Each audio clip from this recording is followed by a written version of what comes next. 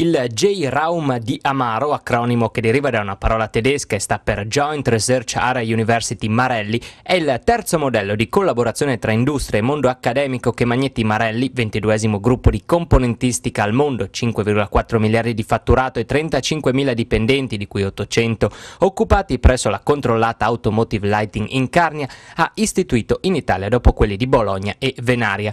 Gli obiettivi di questo nuovo centro ce li illustra l'amministratore delegato Eugenio Razzelli. Adesso vogliamo spingere sul discorso dell'innovazione e quindi abbiamo creato un nuovo consorzio con l'Università di Udine e di Trieste che ci servirà per attrarre talenti e sviluppare progetti innovativi.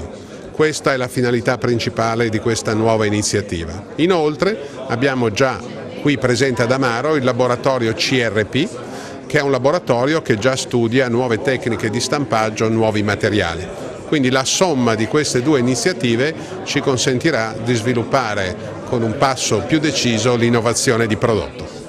Presidente Tondo, Agemont continua a sfornare fiori all'occhiello, per il suo futuro cosa si prospetta? Per il futuro della montagna si prospetta la possibilità di continuare a portare qui presso l'Agemont di Amaro, presso questo centro ricerche, elementi di sviluppo e di crescita dal punto di vista della capacità dei nostri giovani di essere un elemento di rafforzamento delle nostre imprese.